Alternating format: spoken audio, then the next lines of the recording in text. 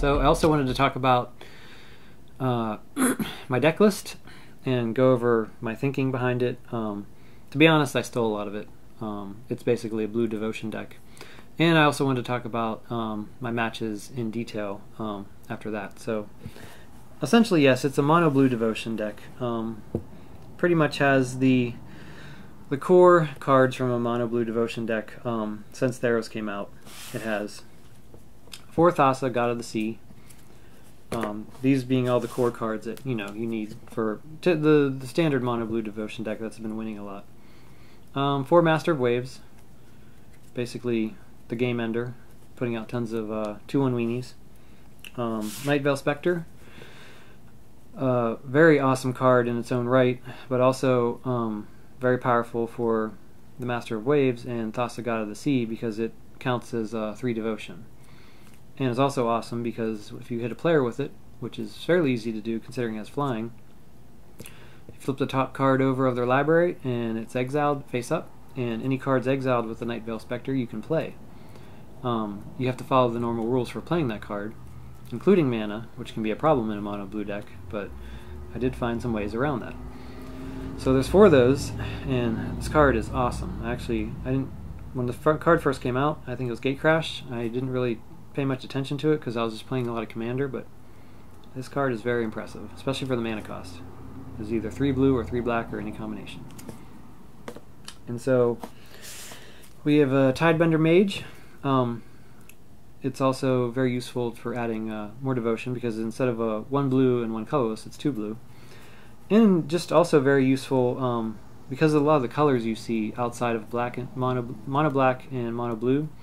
You see a lot of red, a lot of green, and white as well. But the Tidebender Mage, when it comes into play, you tap a target green or red creature, and they stay tapped for as long as the Tidebender Mage is in play.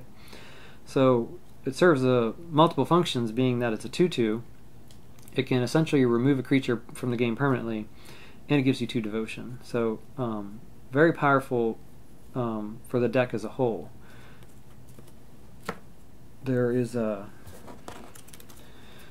another 2-drop. It's a common, Frostburn Weird.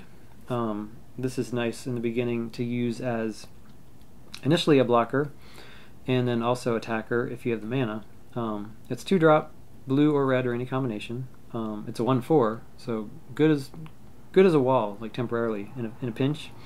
We can also pay blue or red, and it gets a +1, -1 to end a turn. So good for attacking if you have a crappy hand and all you have out is Frostburn Weirds, which at one point happened to me. I had 3 of them out, but I'll get to that later. What else do we have here? And the other card that I have 4 of is also very important in this deck, it works very well, is the Cloudfin Raptor. It's a common, again from Gatecrash. It's 1 blue. It's a flying 0/1. The interesting thing about this is that it has Evolve, and so it gets a +1/+1 counter if a creature enters the battlefield that has a power or toughness greater than the Cloudfin Raptor. So essentially you want to play this on turn 1, and it can start to become a headache to the opponent because the trick is you want to play this, and then you want to play the Frostburn Weird, or another 2-drop like the Tidebender Mage, which is a 2/2, and so this is going to get a counter. And then you're going to play another creature, hopefully, it's going to get a counter. You play Thassa. When Thassa becomes a creature, it'll become a counter. It'll get a counter, I'm sorry. And yeah, on and on. So I think in some of the games I've had it like as high as a 4/5, maybe. So yeah, definitely very useful, very powerful, and it's nice that it scales as the game's going on. And for some other cards that I threw in there, there's 2 Cyclonic Rifts. It's an instant, 1 colorless, 1 blue. Return target non-land permanent you don't control to owner's hand. And you can overload it for 7, very expensive, but just in case the game goes long. When you cast this, you can change target creature to each creature. So extremely powerful for late game and wiping out the opponent's entire board except for land and putting it back into their hand. So I had 2 of those, and I also had a Disperse, which is return target non-land permanent to owner's hand. I guess the difference in the Disperse, same mana cost, but it doesn't have the restriction that it has to be an opponent's. I've seen this in deck lists, and I'm not sure why you would go with this over Cyclonic Rift. I don't know, I guess, the metagame and what kind of decks exist enough to wonder why this would be very important over the Cyclonic Rift. Actually, if anyone knows, definitely send an email or message and tell us, and that would be great. I'm guessing because if someone puts like a curse, like an enchantment curse, on one of my cards, I can bounce it back. But I don't know any that are very widely used in the current standard, so I did put it in, you know, just in case, and also because I didn't have a third Cyclonic Rift. So, but those are 3 more cards, 3 instants, and so I also have 2 Omen Speakers. It's a creature. It's 1 blue, 1 colorless. They're 1/3s, so they're not bad as temporary defense. But it's also they're also nice for scrying. When it comes into play, they have scry 2. So basically, throw it out, do a little bit of rearranging to make sure you get the cards you need. It can act as a temporary blocker, 1/3, and so I don't know. I guess some mono blue devotion decks they play with like 1, 2, or 3. Sometimes they have them in the sideboard. I just figured I'd put 2 in for card drawing power. Not necessarily card drawing, but getting the cards I needed. And I put in a 1 Bident of Thassa. It's one of the new cards from Theros. It's rare. 2 colorless and 2 blue. It's the legendary enchantment artifact. It's a Bident, not to be confused with a Trident. Very useful for, I guess, if the game is running a little long. It's good for card drawing power. States whenever a creature you control deals combat damage to a player, you may draw a card. And so with the Nightveil Specters having flying and the Cloudfin Raptors having flying, pretty useful, because I guess from what I was seeing, there was, I don't know, in the games that I played, I didn't see a lot of flying creatures. And to be fair, though, I only did play this a handful of times because there's only 1, and so it's not going to come out very often. The secondary ability is pay 1 colorless, pay 1 blue. Creatures your opponent control attack this turn at Fable. I can kind of see why you would have this in here, but I never had a need for it. So, but yeah, I definitely drew some cards from it, and it ended up coming in handy for sure. I also have in the deck 1 Aetherling from Dragon's Maze. I guess it is the newer brother of the Morphling from, what is that, way back in Urza Saga. 1 mana more expensive. It's 4 colorless, 2 blue. It's a 4/5. This thing is a beast, and it's very hard to get rid of. Is another late game card in case the game went a bit long. Drop him. Hopefully he doesn't get countered, and basically put him to work. His abilities are pay 1 blue and exile him, and then you can return him to the battlefield under the owner's control at the beginning of the next end step. You can pay 1 blue and he becomes unblockable. You can pay 1 colorless and he gets a +1 -1, or you can pay a colorless and he gets a -1 +1, making him, you know, a blocker. So very powerful creature, very hard to get rid of because of his exile ability, and he can be unblockable for 1 mana. So.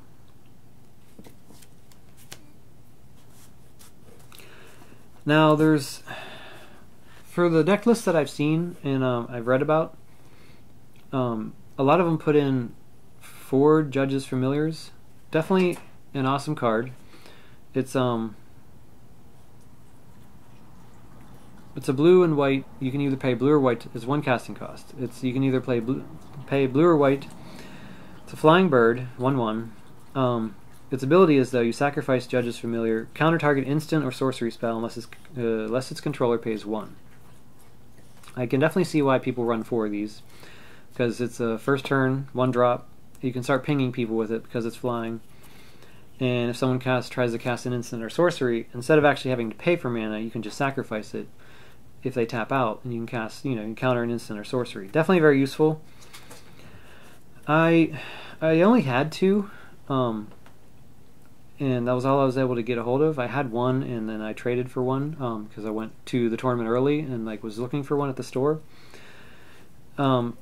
I figured I might not be able to find, any more than just the one, so I started thinking of what other 1-drops I can put in the deck, because I wanted to keep, consistency. I wanted 8 total 1-drops, just, so I could try to consistently play a creature on first turn and then like scale up, playing something at least every turn so I can get enough devotion for when Thassa and Master of Waves came out. And so I went with, which I've never seen in any of the other decks, interesting choice I thought, but it's the Realm White from Gatecrash. It's a 1/1 1-drop, 1 blue, and it states as the Realm Right comes in the battlefield, choose a basic land type. Lands you control are of the chosen type in addition to their other types. And so I could choose, mountain, plains, and my islands would become either mountains or plains. And I don't even think there's the caveat that he has to be in play still, but I'm not 100% sure. That never did come into play in the games, so we didn't have to ask a judge or look it up. But why I put these in here is because the first reason, Nightveil Spectre. When you hit someone, you turn the first card on their library over top, you exile it, like as I said, and then you get to play it. The problem with mono blue is, if it's a green card, red card, white card, I'm not going to be able to play it.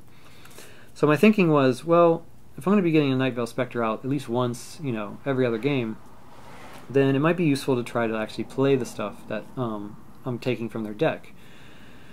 And so, along that thinking, there was also, I was like,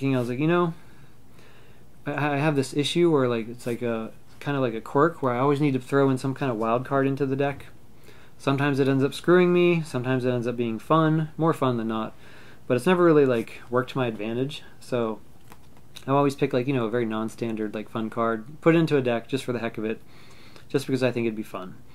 In this case, I put it into the deck because I thought it would be useful, because I do have access to potentially the mana needed. I put in the Prophet of Kruphix, which, if people remember watching the older episodes, won me my draft for the Theros pre-release a while back, and amazing card. It's 3 colorless, 2 green, 1 green, 1 blue. It's a 2/3. And she states, untap all your creatures and lands you control during each other player's untap steps, and you may cast creature cards as though they have flash.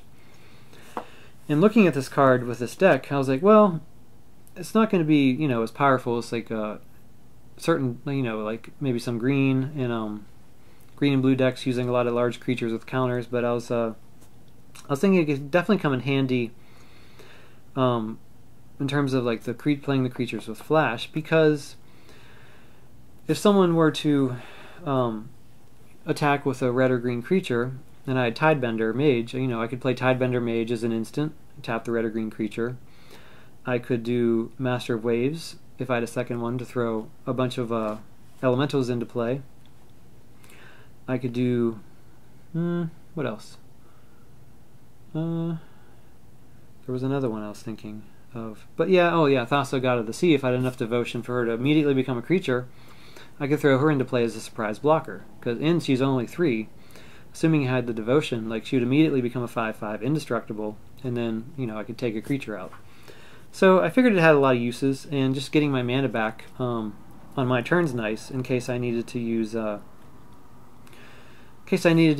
say the Aetherling for blocking, or I needed to cast the Cyclonic Rift to get everything off of my opponent's board.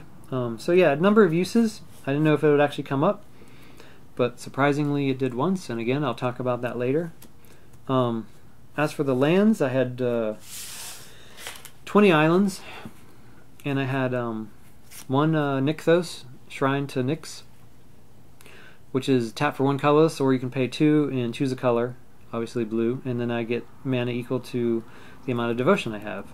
And this definitely did come in handy for a little bit later in the game, once I had maybe like, I don't know, 4th, 5th, 6th turn, which didn't go that long every time, but definitely good for late game for a lot of mana generation.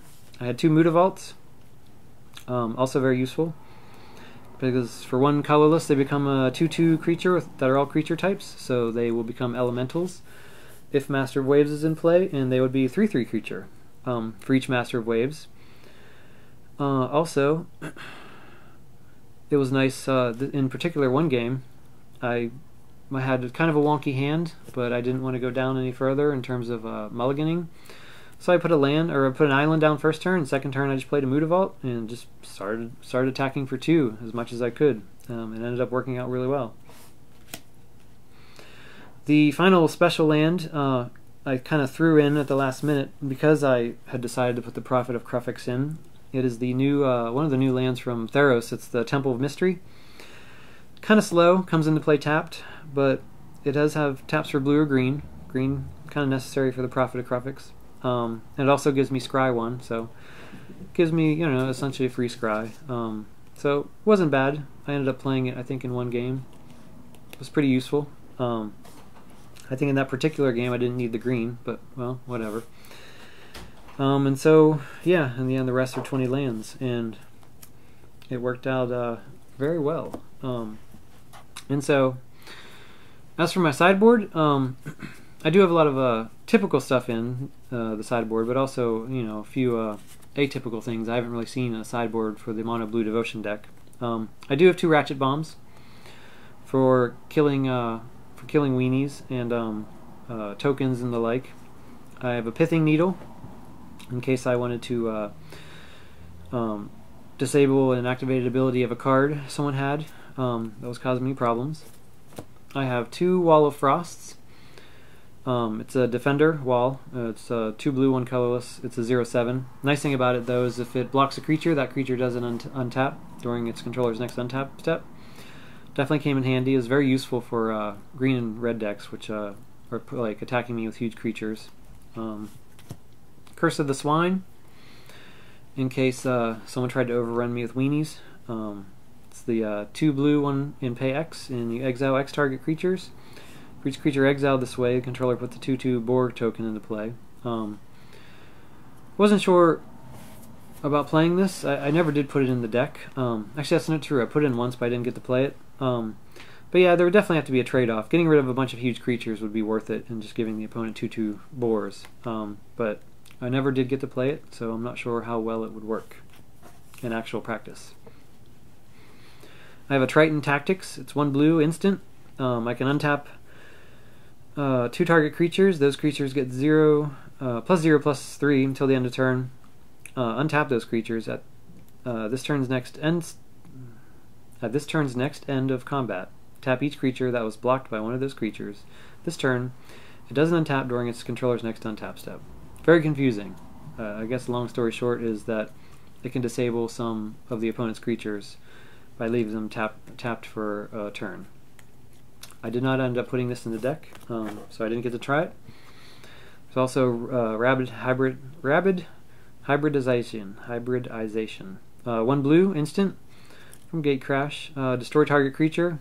It can't be regenerated. That creature's controller puts a 3/3 green frog lizard creature token into play. Again, just another exile card for creatures that just get way too big and out of hand. I didn't play this either. I put in a set of 4 Gainsays. It is a counterspell specific to blue. Counter target blue spell. 1 colorless, 1 blue. I had a full set of these just in case I came across another Mono Blue Devotion deck, which I did not. Thank God. But yeah, if I would have replaced some stuff and put 4 of these in immediately. 1 Dissolve, just in case I felt I needed a counterspell over the Prophet or over, I don't know, just if something wasn't working right, I felt I needed more countering. There was 1 Dissolve, which is a new Theros counter, much better than Cancel. It's pretty nice. It's 2 blue, 1 colorless. Counter target spell, and it also lets you scry 1, so not bad. 2 of the kind of like wild cards in here was I had a Gale Rider Sliver. It's just a 1/1 blue sliver, and sliver creatures you control flying. The one reason I had this in here is in case the Realm Whites was not really doing it for me, and I just wanted more pinging power because the sliver flies. I would pull out a Realm Right and put in the sliver. And also my thinking was, because I had Mutavaults in the deck, my Mutavaults, as soon as they became creatures, they would be 2/2 flyers. if the sliver was out. So, not a bad idea, I thought, but I never did get to try it because I didn't put the sliver in the deck, because the realm rights turned out to be very useful, actually. The last sideboard card is the Prime Speaker of Azxya. It is the legendary Merfolk Wizard, 2 colorless, 2 green, 2 blue. It's a 1/1. When she comes into the battlefield, she gains X +1/+1 counters, where X is the greatest power among the other creatures I control. When she enters the battlefield, I draw cards equal to its power. So I figured this would be an awesome late game card, just in case games were running long against an opponent. I would maybe replace this with the Prophet, or try to fit it in if I thought it was really necessary. But the games weren't going that long, and so I didn't really need to try her out. But yeah, my thinking was, like, if I had a Thassa out, or I had a Cloudfin Raptor that got fairly large, or I could even, if I had the mana, using the Nyxa Shrine, I could even pump up Frostburn Weird, beyond just the 1/4, and get some cards in my hand, and also, you know, drop an X +1/+1 creature, which would, so I mean, I guess if Thassa was out, she'd become a 5/5, and I would draw 5 cards. So definitely really nice for late game. But I ended up not trying her as well. So that was pretty much the deck list. Yeah, the deck worked out very well, and so I'm going to talk about the matches I played.